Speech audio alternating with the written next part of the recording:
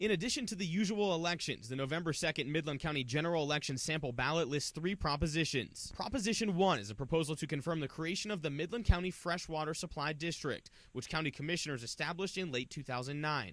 Proposition 2 asks voters to elect 5 supervisors for that district. And Proposition 3 asks voters whether they want to approve the issuance of up to $375 million in bonds for the development of the water district. Elections officials referred us to attorney Abby Sykes for questions. She tells us that none of the supervisor candidates care to discuss the proposition.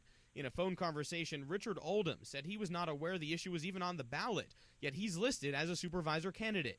Precinct 1 Commissioner Jimmy Smith told us he hadn't heard the $375 million figure and referred us to Commissioner Robin Donnelly, even though the water district is in Smith's precinct. There's several ideas for water districts around, and I'm certain that he just hadn't seen the final ballot and what's going on.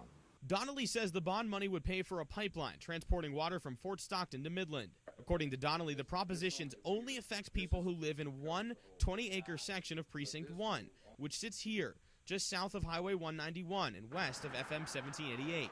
Donnelly didn't know how many people live there, but said it's less than 10,000. So we decided to visit the site and find out exactly how many people do live there. Looking around, no homes are visible. So we called the attorney again, and Sykes told us that in fact only one person actually lives on the property. But who is it? After doing some digging, we learned that at least part of the 20-acre property belongs to Fort Stockton Holdings, the company owned by Clayton Williams.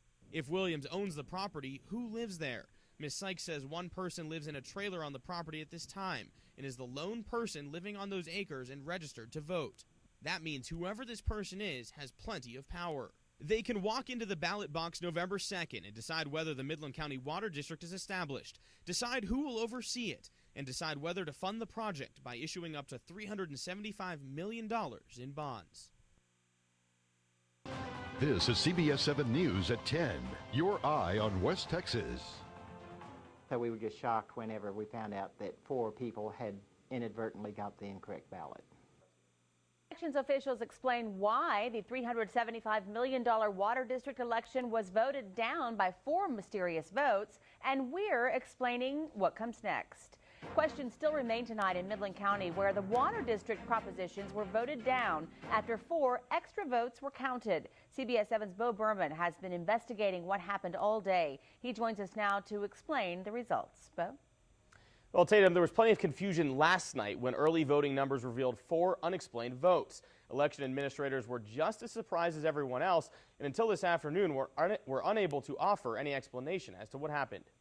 One might say the decision on the 3 Midland County Freshwater Supply District propositions was already dramatic enough after we discovered last month that it could only be voted on by one person. Then what appeared to be the most cut and dry election in county history went haywire when 4 extra votes were placed and the district was voted down 3-2. So we were just shocked whenever we found out that 4 people had inadvertently got the incorrect ballot. After a wild night at the polls, election officials were cleaning up today and also trying to clear up the confusion. Election Administrator Ruth Sloan told us her office was waiting to hear from those who are establishing the district. But nominated Water District Supervisor Jose Cuevas said otherwise, saying, quote, "We are waiting to hear from the elections office regarding the official results. If in fact unauthorized persons were allowed to vote in the election, we're confident appropriate action will be taken to verify a correct election result." It appeared both parties were pointing their fingers at each other. So we called the Secretary of State's office, who informed us that it ultimately comes down to the one man who was legally allowed to vote, Ryan Latham. If Latham chooses to contest the results, the matter goes to district court, where they can change the outcome or call for re-election. We were quite upset because we knew there was only one voter that was allowed to vote on that, and then when you come up with 4 additional ballots, it was really upsetting. We visited the home listed under Latham's mailing address this afternoon. We're with Channel 7 News. We're looking for Ryan. Ryan doesn't live here. Y'all know where he lives. That's his father, Chief Operating Officer of Clayton Williams' company, Williams Energy. He told us Ryan was at work at the Stubham & McCrae law firm. That's the firm representing Williams' company, Fort Stockton Holdings, the company that happens to own the land Ryan Latham was hired to live on several months ago. Latham Sr. told us he doesn't know whether his son will contest the election results or not. In any case, Ms. Sloan is hoping that the next election, if it comes to that, unfolds without all the drama. Well, I've never had a water district election. I've never had an election that had one voter in it. Latham cannot contest the results until canvassing concludes, which will be sometime between November 10th and November 15th. Until then, the Water District remains in limbo. Now reporting live at the studio, Beau, Berman, CBS 7 News.